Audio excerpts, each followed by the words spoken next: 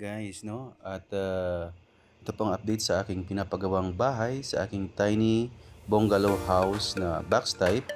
Ito po ay 5 by 7 meters, no? So itong mga semento ay pinapatago ko muna sa ilalim ng aking kubo para hindi po mabasa ng ulan kasi tag-ulan na po doon sa atin.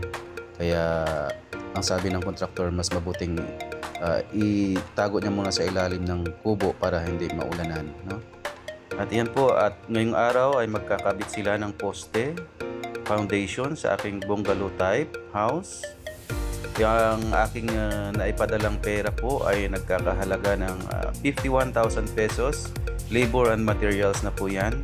So ngayon next week magpapadala po ulit ako ng another 30,000 or megit 20,000 kung papalarin.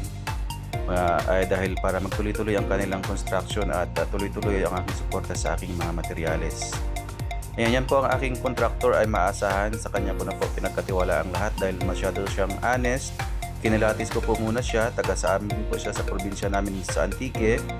Pero ngayon ko lang din po siya nakilala sa aking pinsan sa pamangkin sa pinsan. Doon ko nakilala, ni-refer po siya sa akin at kinilatis ko munang mabuti kung okay po ba, kung hindi po ba tayo malagay sa alanganin, at nakita ko naman ay maaasahan talaga siya at sobrang honest. Lahat ng detalye ay binibigay sa akin, lahat ng resibo nga pala isasali ko dito susunod ang aking mga resibo ng aking napamiling materyales at total cost niya kasama yung labor, para may idea din po kayo sa pagpapagawa ng bahay.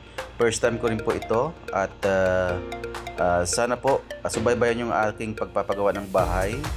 At see you to my next vlog again. Ito po si Kaagapay Bon. Ayan, isa po akong OFW dito sa Saudi Arabia. Ayan, at pinagkatiwala ako sa aking foreman. Kung gusto nyo pong kontakin ng aking foreman, ilalagay ko po ang kanyang Facebook account sa description ng aking YouTube video na ito. Maraming salamat po at wag pong kalimutang mag-subscribe. Click ang notification bell button para updated po kayo sa ating mga bagong video. Maraming salamat po guys at God bless you all po.